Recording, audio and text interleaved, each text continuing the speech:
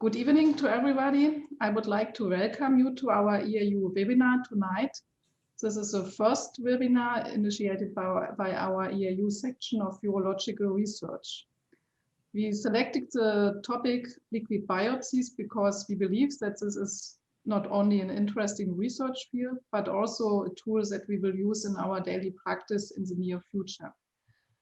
The aim of this webinar is to give you an overview on this very fast developing field in general and to present the current status and future perspectives in urological oncology. I would like to introduce my co-moderator. This is Jenster, who is working for many years in urological research with a special focus now also on extracellular vesicles, which is an important part of liquid biopsy. He is leading the prostate cancer research group at the Erasmus University in Rotterdam. My name is Kerstin Juncker. I am the chair of the EAU section of urological research, and I'm leading the research group at the Department of Urology here in Homburg, Saar, in Germany. So we invited 3 outstanding speakers today, and as you know, they will present their talks online. So there's a time of 15 minutes per presenter. After that, we have 5 minutes for questions after each presentation. And you can send your questions through the question portal. And we will select, of course, the questions and ask the speakers then. As you know, this webinar is also, you can get also in credit point. For that, you have to complete the questionnaire after attending this webinar, and after that, tomorrow you will receive an email with further information. There's no conflict of interest from my side, and so I want to introduce our first speaker tonight. This is Professor Klaus Pantel. He is the director of the Institute of Tumor Biology at the University Medical Center in Hamburg-Eppendorf. And I'm really happy that he is giving an overview on the new diagnostic tool in cancer, liquid biopsy. Thanks. Well, thank you very much, Kerstin, for this kind introduction. It's really my pleasure to talk to you today about liquid biopsy and start to give you a 15 minutes introduction into the field. These are my conflicts. So liquid biopsy offers the opportunity to detect tumor cells and tumor cell products that are released from tumor tissue in the peripheral blood and in other fluids. The tumor cell products and tumor cells are released depending on the stage of disease. In early stage disease, the main source is the primary tumor, then at later stages, the lymph node metastasis, and at advanced stages of the disease, the distant metastasis, and particularly metastasis in the bone in prostate cancer, but also in other organs such as the liver and the brain.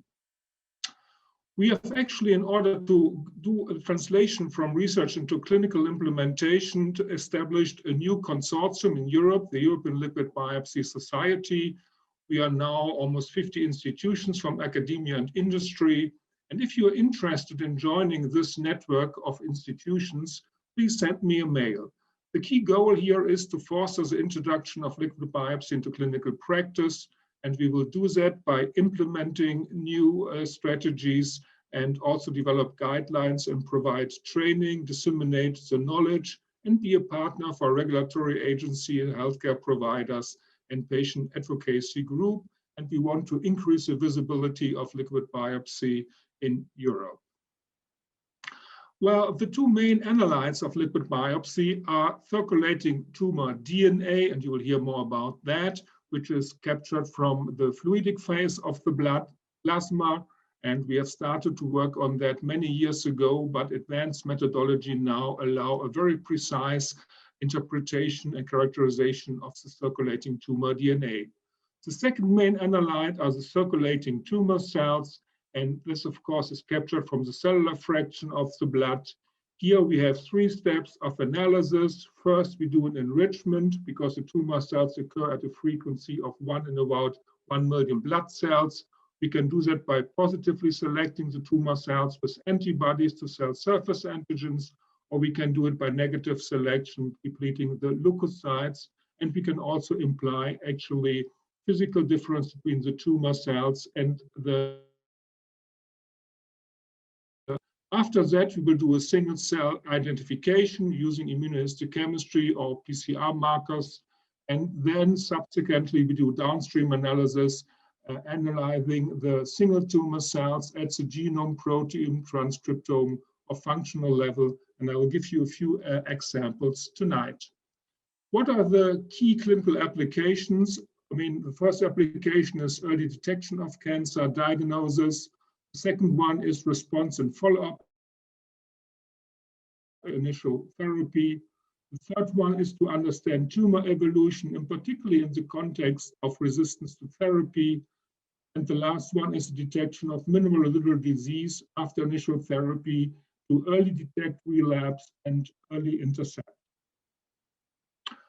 In terms of early detection of cancer, we have started a very nice study in Hamburg, the Hamburg City Health Study 5 years ago, analyzing 45,000 Hamburgers in the age of getting cancer between 45 and 74. We have using 120 ml of plasma and a lot of data.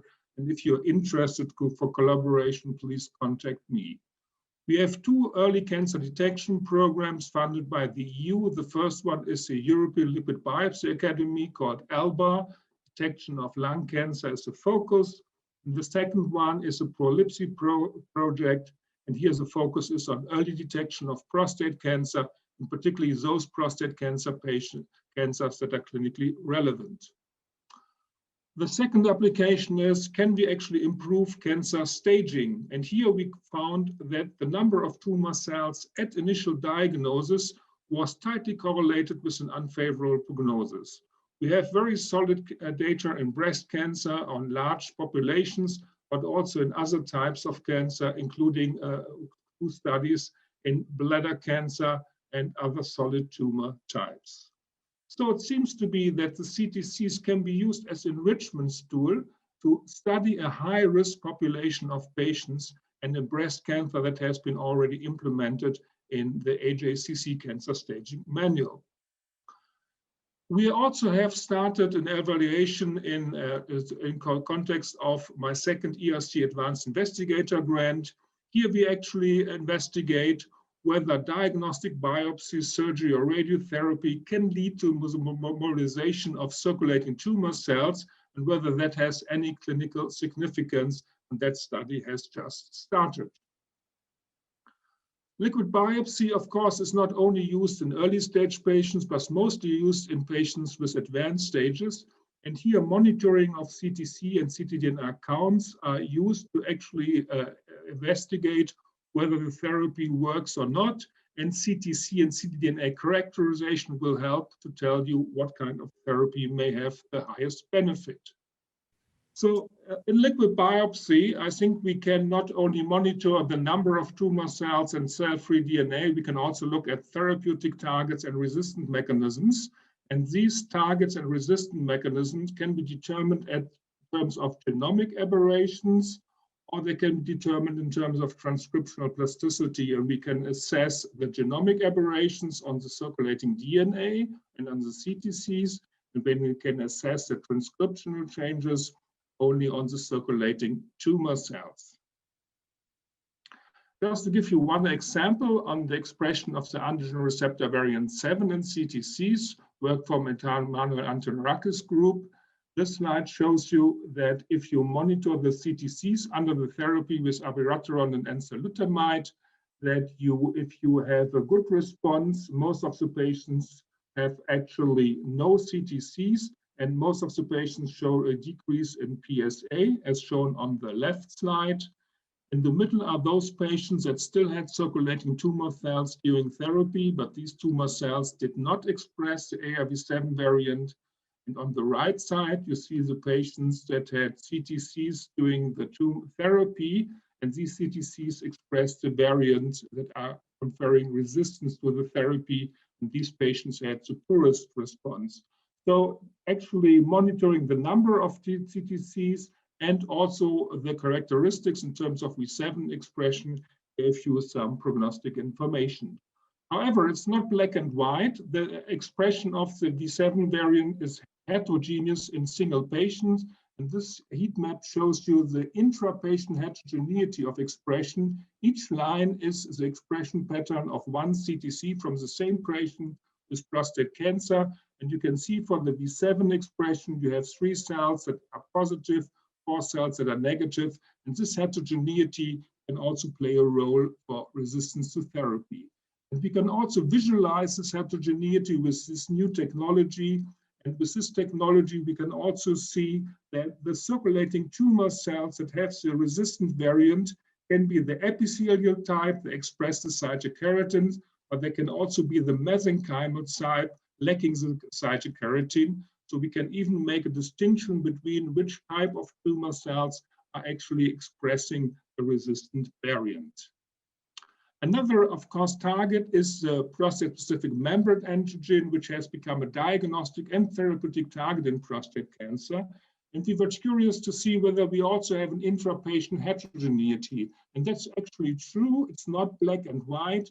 We have here a patient where we found a nice expression of PSMA on the cytokeratin positive CTCs. It's the top line, but we also had tumor cells in the blood that did not express any PSMA, which is the bottom line. And this intra-patient heterogeneity may be very important to use PSMA as a diagnostic or therapeutic target.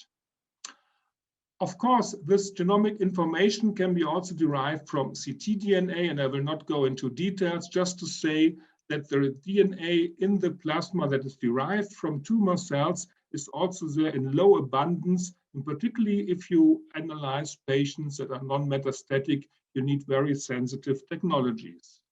And of course, the ctDNA characterization allows you to look at druggable genomic aberrations and at resistance-inducing aberrations.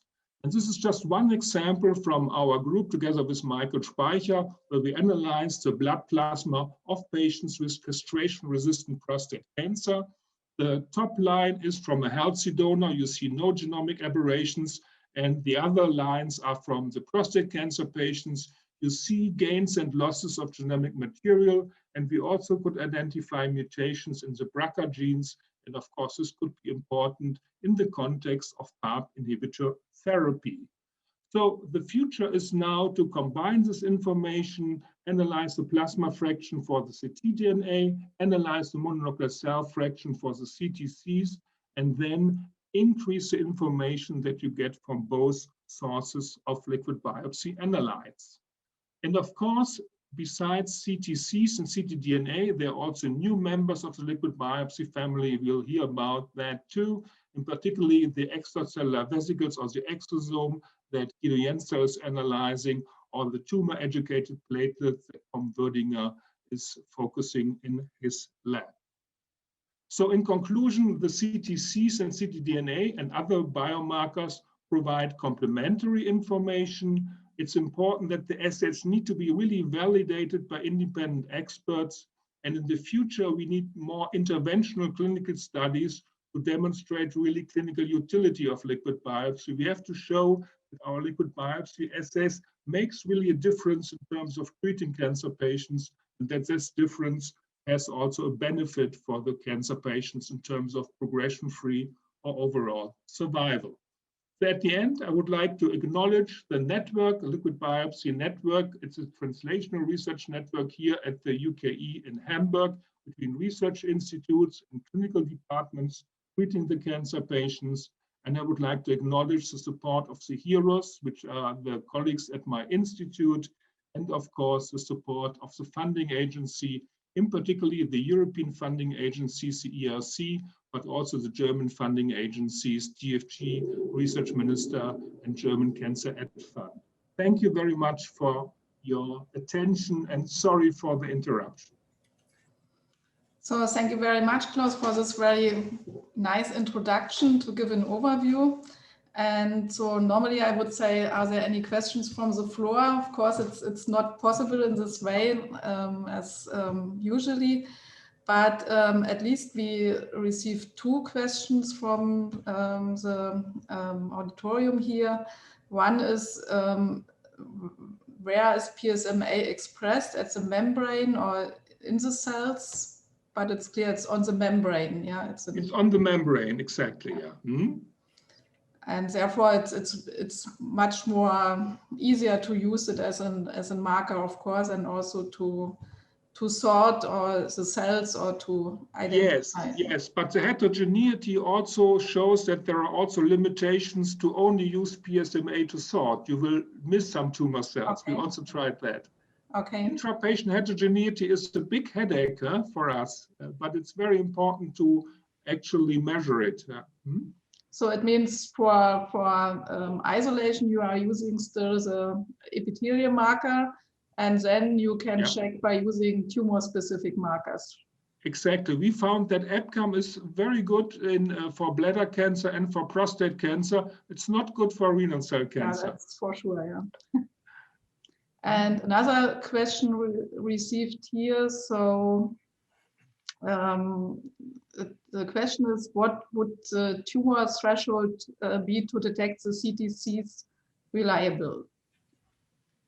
Well, we have really shown that with the systems that we have tested in terms of reproducibility, we can reliably detect one tumor cell in 7.5 ml of blood, but only if we use really semi-automated and very, very well technically validated systems, Absolutely. This is, and only these systems we actually use in clinical studies, because otherwise you measure variation of your assay. Yeah. Mm-hmm. And one question from my side. So you have shown, of course, that CTCs are a good source, and on the other hand, ctDNA. Do you see any advantage for one of them, or in specific diagnostic fields, or do you think we should combine it always? No, I think the ctDNA is very nice, and particularly also in, let's say, more advanced patients. If you have a very well-defined panel of mutations, then I think it's probably easier to analyze the plasma than capture the single cells, But you should also keep in mind with the tumor cells, the source of your DNA. With cell-free DNA, you never know exactly the source,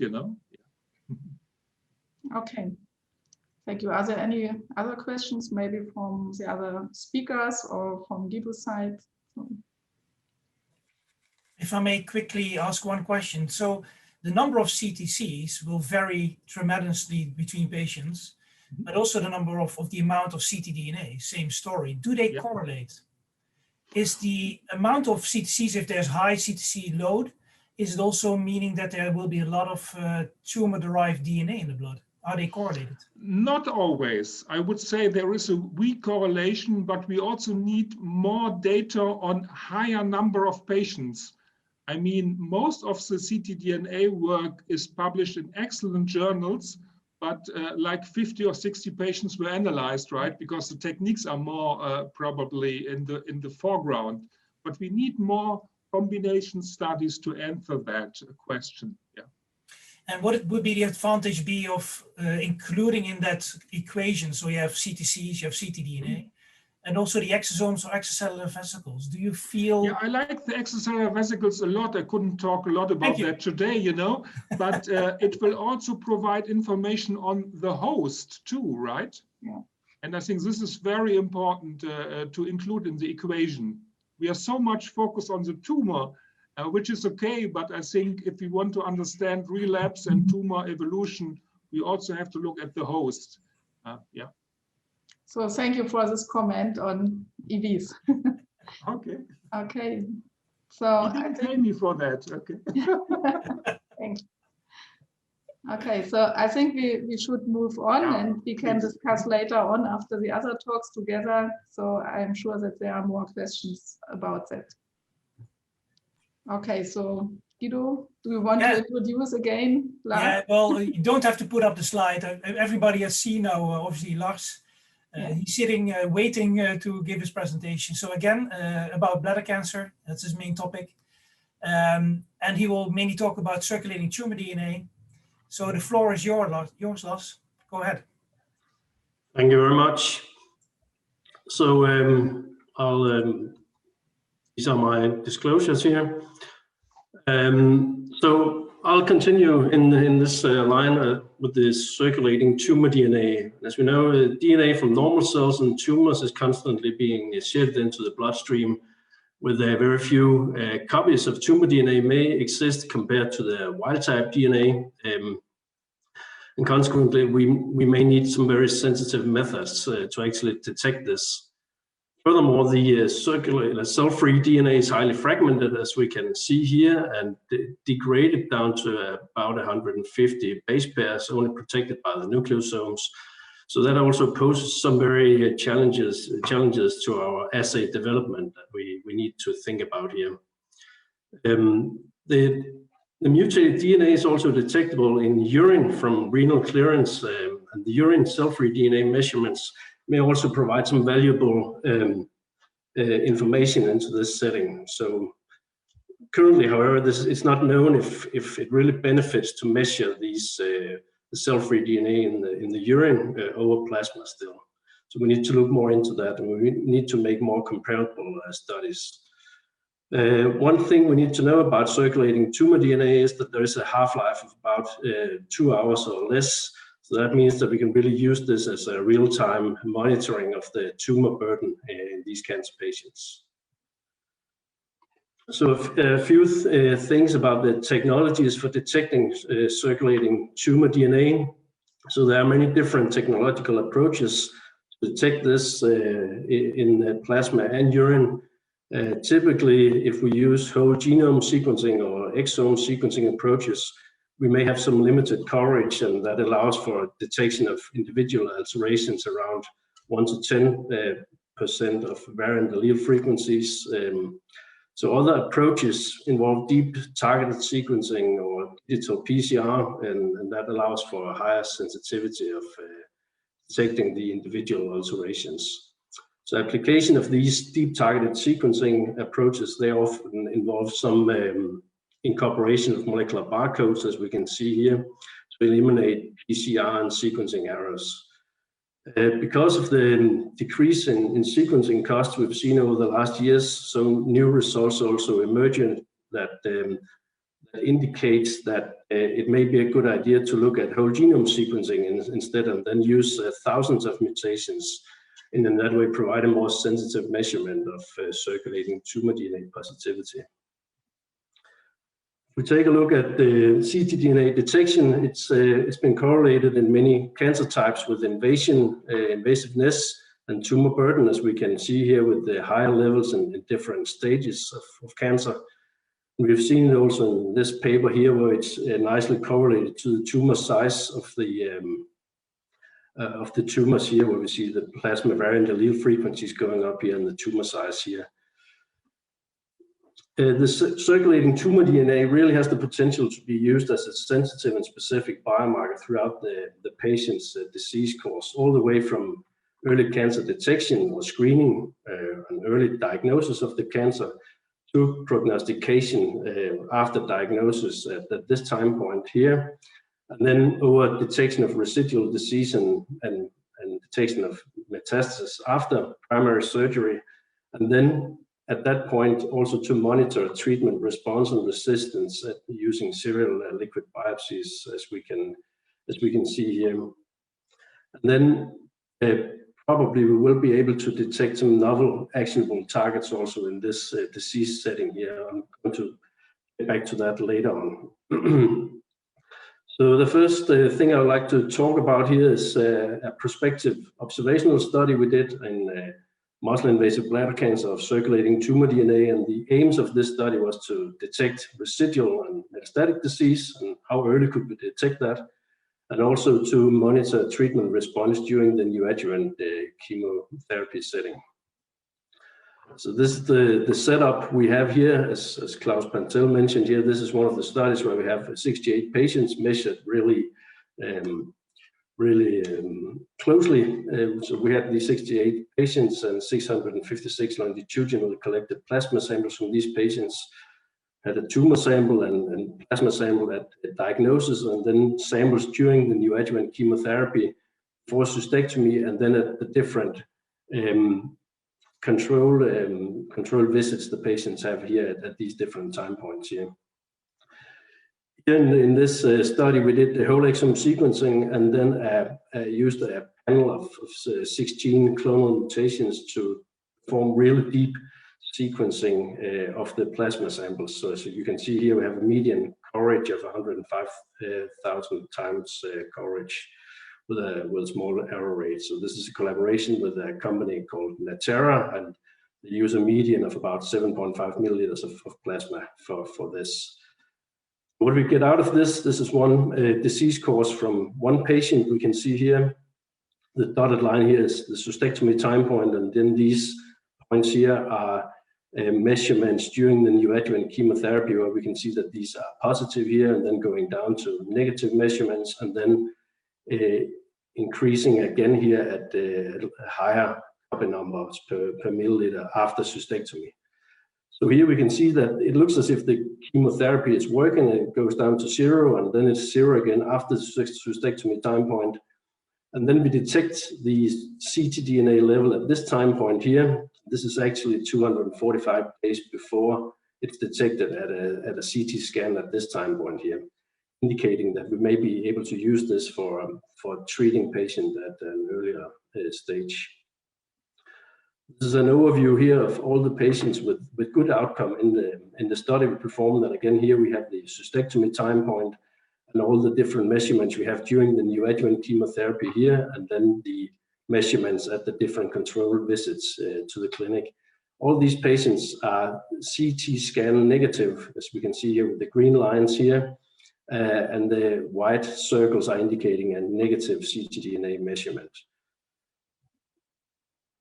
What we have here then is all the patients that are tested ctDNA positive at some time point during the treatment or the disease course and after surgery also. And we can see here that many of these are actually getting a metastatic disease later on, as we can see with these pink bars here. And actually, if we take a look at the time points here before cystectomy, we can see that most of these patients are actually circulating tumor DNA positive at these early time points also, indicating that this may actually be a good staging tool that we have here. This is some examples of patients where we see circulating tumor DNA positive test before cystectomy here, and then it becomes negative after cystectomy, indicating that they may have been cured by chemotherapy and or a combination of chemotherapy and the cystectomy also. So, but all of these never develop any metastatic disease. We take a look at the outcome then for all the patients and look at the positivity of ctDNA at all the different time points observed longitudinally here. We can see that patients that are never circulating tumor DNA positive do not develop any metastatic disease. And here we see that almost all of the patients that are ctDNA positive after cystectomy, they have a metastatic disease at some time point. So this may not be so surprising, but at least it tells us that we have a very sensitive marker. But the important thing is to look at if we have been able to detect circulating tumor DNA at some earlier time points before metastatic disease. And this is a comparison of this, where we're actually able to measure ctDNA in the plasma approximately 3 months before we could see it on CT scans for the patients in this study. So it's a highly prognostic marker we have here, and we also looked into the use of circulating tumor DNA during chemotherapy and what does the dynamic tells us about the outcome of chemotherapy. So what we see here are all the patients before chemotherapy, during chemotherapy, and after chemotherapy that show pathological downstaging of the disease. So in all of these cases here, we have circulating tumor DNA dropping from some positive levels here and then down to 0. So there's a nice correlation between pathological downstaging and ctDNA measurements. It's also the opposite here, where we have no pathological downstaging and no indication that the treatment is working, and then we have positive ctDNA measurements throughout the chemotherapy cycles. And then the last box here, we see where it's opposite. We have no pathological downstaging, but we actually see a drop in ctDNA levels, indicating that the chemo may actually be working. So what is best then? Then we looked at the recurrence after cystectomy to have a better proxy for the effect of treatment. And if we compare pathological downstaging to ctDNA clearance during chemotherapy, then we can actually see that the ctDNA clearance is significantly associated with recurrence after cystectomy, where we don't see the same effect, but we see a trend here for pathological downstaging. So ctDNA may be used as a real-time marker of treatment efficacy also. And then we also looked into if we could, so how comparable is the mutations we see in the tumor compared to the mutations we can observe in the plasma. So we did deep exome sequencing of some patients here, where we see patient 4089 here. There is a limited difference between the tumor mutations and the plasma mutations actually. But when we look at some later time points from other patients, we can actually see that some new mutations here are occurring in the plasma that's not present in the tumor. And we can see that for another patient here also, where we see a larger heterogeneity. So it may actually be possible to identify some new actionable targets by liquid biopsy analysis. This is another study that just came out in Nature Communications, where the authors were also able to identify frequently observed mutations in plasma from patients with metastatic bladder cancer. These are TCGA mutations they find in the plasma also, and they also demonstrated a large similarity between tissue and the ctDNA variant allele frequencies here. And again here they can see some novel mutations in the plasma that's not present in the tumor also, where they may be able to use this as actionable targets if there is some available for the individual patients. Here we show some suggestions for future management of bladder cancer. This is not clinical trials, but it's just some suggestions for how we can use this. So if you have a ctDNA test here at diagnosis of muscle-invasive bladder cancer, if it's negative, then the question is if these patients actually need neoadjuvant chemotherapy. If it's positive, then they should have a chemo, and if there is clearance of the ctDNA during neoadjuvant chemotherapy, then it may be that these patients should actually have additional chemo cycles because it seems that the chemotherapy is working. Then we have the other scenario here, where we start treating patients after cystectomy that are circulating tumor DNA positive. And that's actually a study that we've been initiating last year here in Denmark. It's called Tombola. It's treatment of metastatic bladder cancer at the time of biochemical relapse following radical cystectomy. So this is a non-randomized ctDNA-based intervention study. And the hypothesis is that early treatment at the time of biochemical relapse will result in disappearance of ctDNA and freedom from clinical relapse. In this way, we aim to guide treatment with atezolizumab to these patients. We're going to include 282 patients from 5 centers in Denmark in 2020 and 2021, where we include more than 6,000 blood samples to measure this. And we're going to include until we have 127 ctDNA positive patients on treatment. The primary endpoint here is complete response, defined as ctDNA negative status combined with normal imaging after treatment initiation. And this is the scenario how we include the patients and how we measure the sample, how we obtain the samples. So again, we take samples during neoadjuvant chemotherapy, and then we take samples after cystectomy at very frequent time points in the beginning, and then less frequent later on. And then as soon as some of these samples are ctDNA positive, we'll initiate immunotherapy, and then compare that to histological data. So in summary, ctDNA has many opportunities across the patient disease course to inform on clinical practice, to track minimal residual disease, monitor response and resistance during treatment, and identify novel actionable targets in metastatic urothelial carcinoma. So it's been demonstrated across multiple tumor types, and the question is now, as Klaus Pantel also mentioned, that we need now to demonstrate some clinical impact of this of ctDNA-based guidance, and it's needed we need to show that can we actually improve overall survival by doing this, improve quality of life, and can we reduce costs. So that's some of the clinical trials we need to carry out to actually implement this. So with that, I would like to thank my group, as you can see here, for all the work in these studies and the different funding agencies also. So thank you for your attention. Thank you very much, Lars. A wonderful overview and wonderful presentation.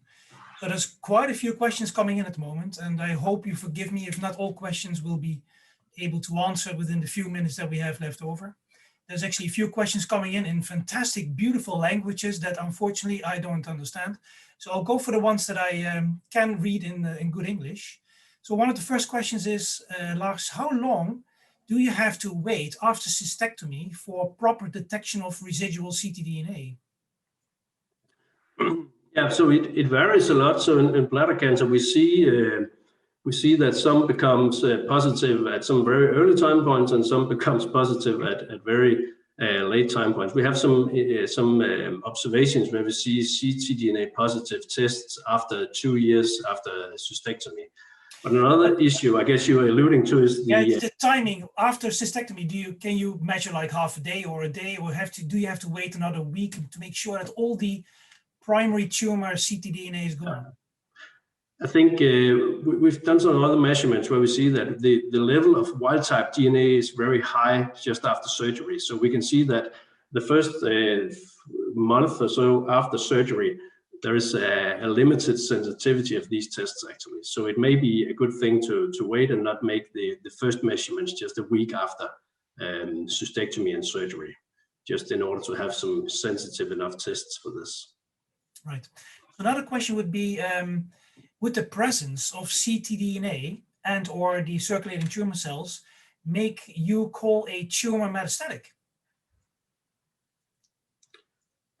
Could you say that again? Yeah, so finding ctDNA in blood and in CTCs and presence, would you call that tumor then a metastatic cancer, whatever the clinical and pathological TNM stage is? No, I don't think you can do that. So usually we see it associated with metastatic disease because then it's associated with a huge tumor load, but the primary tumor also has blood vessels and you release mutated DNA into circulation. So I think you can use it as a staging tool, but to say that it's metastatic, that may be difficult, I think. Right, yeah. So another question that came in is if you compare the time to metastases and detectable ctDNA, do those with detectable ctDNA before the mets have hypermutations or are significantly more aggressive on their genome profile? So if ctDNA comes back early, does it mean that also you see more mutations? We have not made that. We have not made that study. It's feasible that if you have a genome that's more altered, that you'll have a more aggressive disease course, and you may be able to shed more circulating tumor DNA. But I think we still need to see to do this study, as far as I know. Great. Another question is, I'm skipping a few to be honest. One of the major challenges that we face in treatment of MIBC is that we, surgeons in this case, operate many patients with subclinical metastases and progress in less than 2 years after RC. Do you think that ctDNA could outperform the imaging of pre-op? And should we discard radical surgery in ctDNA positive CN0M0 patients? So I don't think any of this should stand alone. I think this should be something where different techniques can support some other imaging or support surgery or so. So I don't think this is a biomarker that indicates that there may be metastatic disease. We may have a more invasive disease that we can see from the images, but I don't think that we can sort of rule out or disregard some other technology as far as I'm concerned.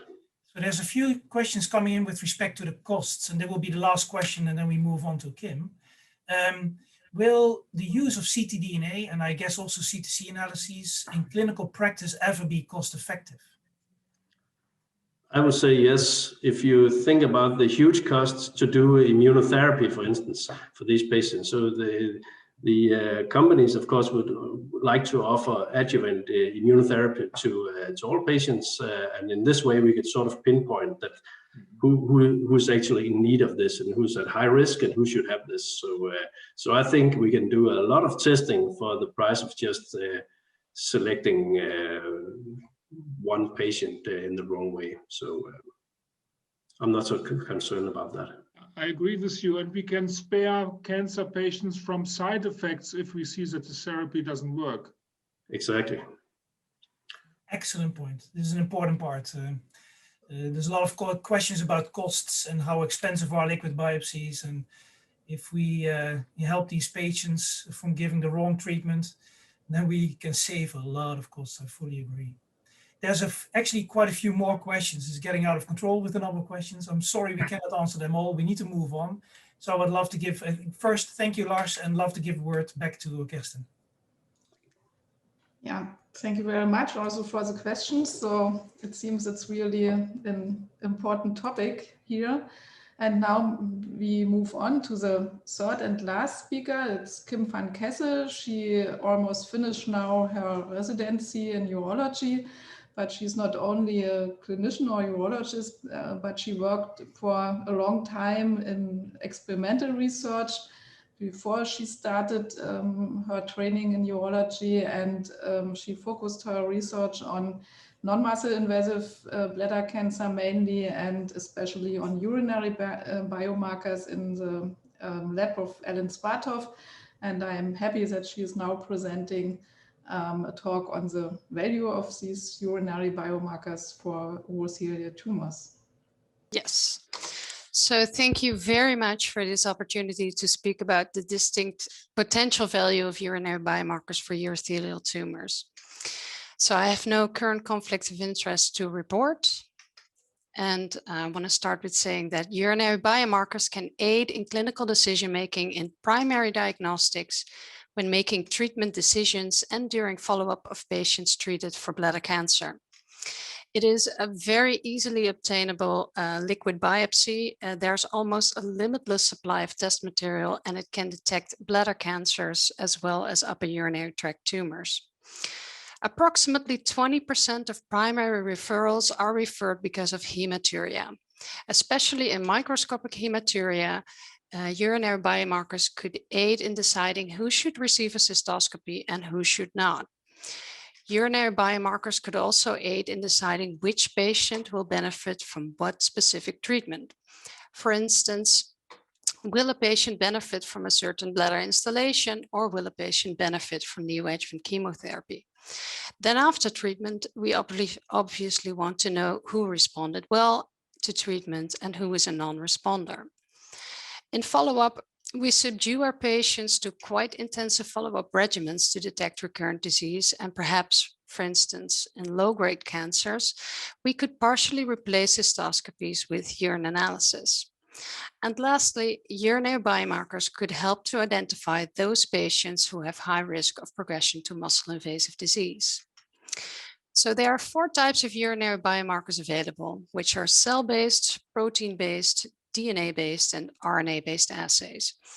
And the idea is that bladder tumors shed cells in the urine, and tumors release DNA and RNA in blood, which we just heard, which is partially excreted by the kidneys in urine. So now let's start with cell-based assays.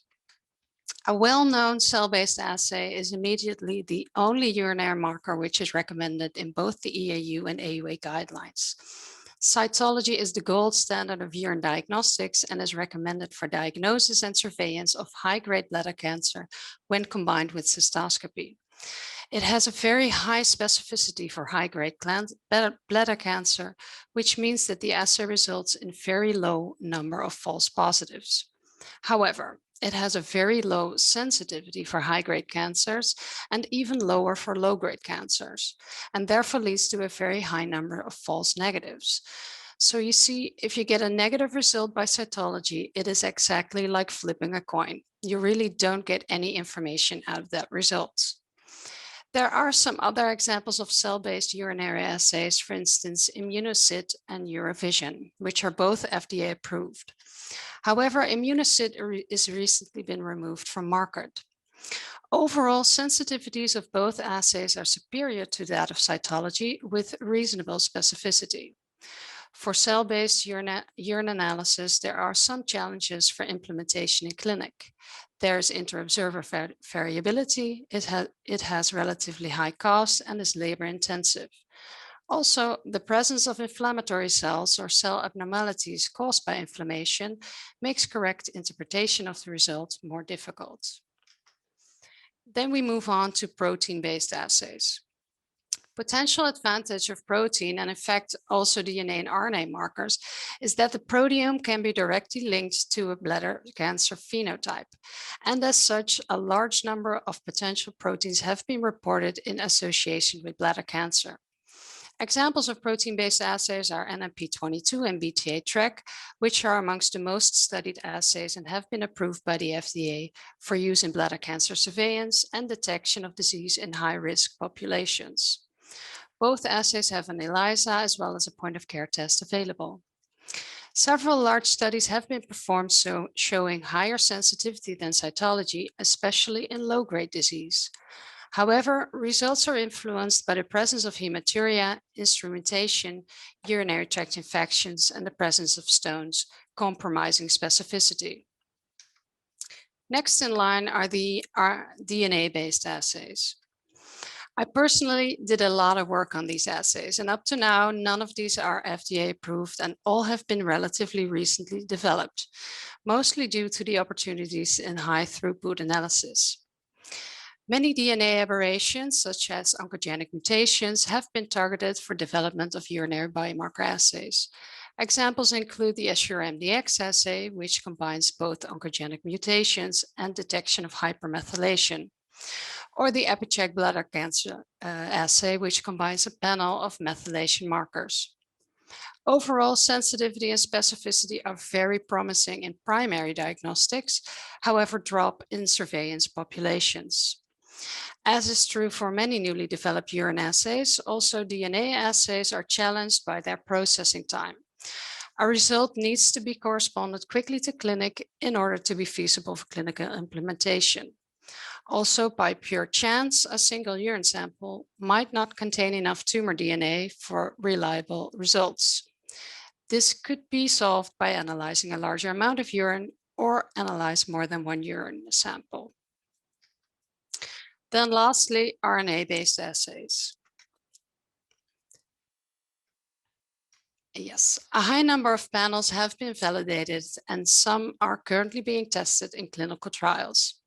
Some examples are mRNA-based assays such as Cxbladder, GeneXpert BC, or TACMan-Array. And some examples of microRNA-based assays are MIR200 and MIR145. Overall, sensitivities and specificities vary quite a lot, but are also very promising. Challenges for RNA-based assays are to obtain sufficient high-quality RNA from urine, and we know that abstracting RNA from bladder washings gives a significantly higher yield of high-quality RNA. However, that seems not feasible for clinical practice. MicroRNAs showed a low degree of reproducibility in clinical setting, and feasibility of implementation and application of different analytical platforms and bioinformatics is still controversial. So now I showed you different types of urinary biomarkers and some examples of those. But how do we compare all these markers in the literature? How do we decide which urine test is best and which biomarker assay we should start using in clinic?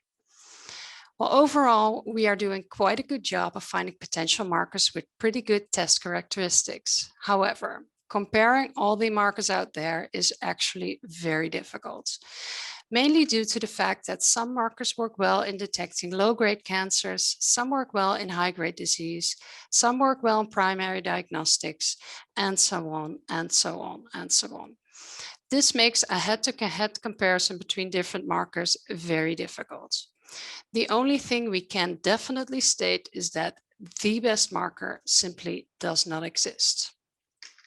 So what to do then? Well, we need to design really good prospective studies. We need to define strict inclusion criteria, and we need to specify clearly in what specific patient, for which specific situation, for what specific indication we are going to test a urine marker. And if we do so, we can do a head-to-head comparison and decide what marker works best in that specific patient to answer that specific question. Well, when reading the literature about markers and urinary biomarkers especially, it is also important to realize that there are two interesting phenomena that occur, one of which is diagnostic review bias. Diagnostic review bias occurs when a positive urine test results in a better detection of bladder tumors during cystoscopy. Van der Aas showed this really nicely already in 2010. In a large prospective trial of almost 450 patients, they were screened with microsatellite analysis on urine samples during follow-up of bladder cancer.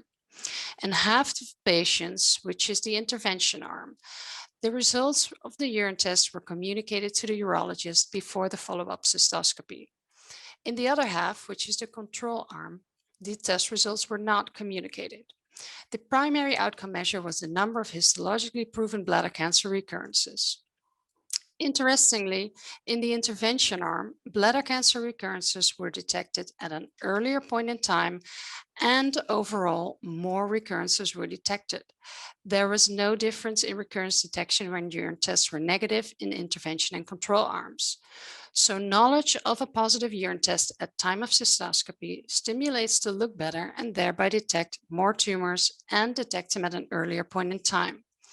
And also a fun fact for all residents out there listening, also hospitals with a residency program had a significantly higher rate of recurrence detection than hospitals without residency training. So thumbs up to you all. The other interesting phenomena is called the anticipatory effect. When evaluating an assay, we know that a high number of false positives results in low specificity. In urine marker analysis, a false positive would be a positive urine test and a negative cystoscopy. However, several studies, like a study by Biomarkers et al., have shown that a positive urine marker test sometimes does not correlate with a positive cystoscopy, but does correlate with a higher number of recurrences over time. So in this graph, false positive urine tests in green are plotted against negative urine tests in blue. And on the y-axis, the probability of finding cancer is plotted. The 5-year recurrence rate was almost 60% in patients with false positive result compared to 36% in those with a negative result, thereby suggesting that the urine test might pick up recurrences sooner, even before a lesion is visible to the eye by cystoscopy. This phenomena of a positive urine assay that anticipates a future recurrence is called the anticipatory effect. So I believe the future of urinary biomarkers is very bright and great things lie at the horizon. We can even think of urinary biomarkers to be utilized as a screening tool, perhaps not in the entire population, but in high-risk groups, this is certainly feasible. Hopefully eventually leading to downstaging of bladder cancer at primary diagnosis and reducing diagnostic delay, especially in women with bladder cancer. Biomarkers have great potential for early detection of progressive disease, selecting patients which are at high risk for progression, and also non-responders to treatment. And in that way, they can aid in more individualized treatment regimens and also more individualized follow-up regimens. So here's a quick glance in the future. So envision a patient that may experience symptoms such as dysuria or hematuria. It decides to visit the general practitioner who checks the urine for a UTI and also decides to analyze the urine via marker test A. a high risk of bladder cancer is present and the patient is referred to the urologist. Here, marker test B is done to see if the patient needs further evaluation via cystoscopy. And if a cystoscopy is warranted and the bladder tumor is diagnosed, after TURBT, perhaps this patient happens to have an MIBC. Now we apply marker test C to see whether this patient will benefit from neoadjuvant chemotherapy or not. And after radical cystectomy, we screen the patient for recurrent or metastatic disease with marker test E. If the patient was diagnosed with an NMIBC, we could have decided on the best bladder installation using marker test D, and follow-up after treatment could be commenced via marker test F. You see, many different urinary biomarker assays could aid in optimizing diagnosis, treatment, and follow-up of bladder cancer patients. And that brings us to the take-home messages. So, urine biomarkers have great potential to enhance diagnostics, treatment, and follow-up, as I just said. Urine is a very easily obtainable liquid biopsy, and it's important to realize that cytology is not a screening tool in all patients, but can help in high-grade bladder cancer when combined with cystoscopy. Overall, assay performance is really good in the literature. However, prospective validation is insufficient at the moment, and we foremost need to clearly define target population to obtain sufficient data for implementation. On this slide, I put some recommended reading material if you are interested in this topic. And now I would like to answer your questions. Thank you very much. Thank you very much for this excellent overview and also the critical view on the markers. I think it's really important to discuss these points. And so there are some questions. I try to select some to you. One is there a role for doing urinary biomarkers in tumors detected on imaging and planned for a tumor B, for tumor resection? So before TURBT? Yes. Yeah, so you could think of ways you could implement a urine analysis on these tumors. So if you have only seen a tumor on imaging and you do not have, for instance, upper tract imaging already or cystoscopy, we know that urinary biomarkers are really selective for bladder cancer only. So you could differentiate between a benign or a malignant disease. And also, I think that's the most, Is it necessary to perform a cystoscopy, or could you replace it by a urine test before you starting surgery? That's I think the point here. Yeah, I think that's maybe one step too far. Yeah. I think for planning your surgery, you will always want to see where it is, how big it is, and what you're going to challenge in the operating room. So I wouldn't think that's the best moment to do it. No. Then there's another question: which biomarker test you suggest is best for high-risk patients? Yeah, so that's a very difficult question, actually, because there are a lot of biomarker tests available out there.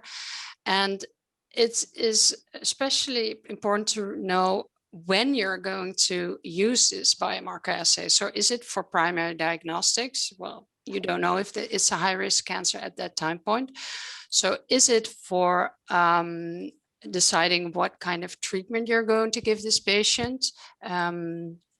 Or is it during follow-up after treatment? I think it's most important to decide what time point you're going to utilize the urine test, and then a specific urine test could be used. So I think DNA markers are really good in high-risk patients. Maybe protein markers work good also in low-grade disease. And eventually, maybe we could even think of a combination of all these things within a test. And as you have shown at the end, that we need different tests, maybe in different steps, and also for different types of tumors, meaning the more aggressive or less aggressive or muscle invasive or not. So we have now this molecular classification, as you know, for example, for the muscle invasive. So do you think that we need then real differentiated tests, like looking only for FGFR3 and or also for P53 to differentiate also the prognosis and not only to detect or to use it for diagnosis? Yes, so that's a really good question. And I think certainly we can use, and we are using already that knowledge in research for urinary biomarker assays. The challenge we are facing right now is that tumors are really, really heterogeneous. So if we look for FGFR3 mutations in low-grade cancers, we know that we are missing quite a lot also. And if you combine different markers, we still do not have 100% coverage. So I think if you have the primary tumor and you know what mutations or aberrations, proteome aberrations are present, then you can even think of a sort of personalized, customized marker analysis for follow-up of that patient, for sure. Okay, there's one question from Klaus.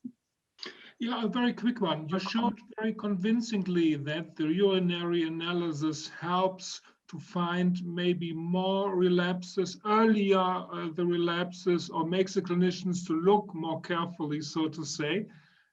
The key question now is, does it lead to an increased overall survival, improved clinical outcome? Yeah, so I don't think we know that yet. No, so yeah, so if you know there is something and you cannot see it, then you can't treat it already also. So that's of course very difficult. I think it will be best to design a trial where you customize, for instance, follow-up for that patient. You know there's something wrong. Maybe that will be at a moment in time you're going to screen the upper tract more intensively. And hopefully, eventually, even by utilizing these assays in primary diagnostics, we can see a downstaging of disease. But yeah, that would be the great trial and a big trial to commence, I think. Well, thank you for the excellent talk, really. Thank you. And maybe a last question now for all of you. So there is a question about how to prove these tests. So the question is, should liquid biopsy markers get commercially available just as they are now, or should they either undergo systematic FDA or EMA reviews and approvals before they can enter clinical routine? Maybe a short answer from each of you.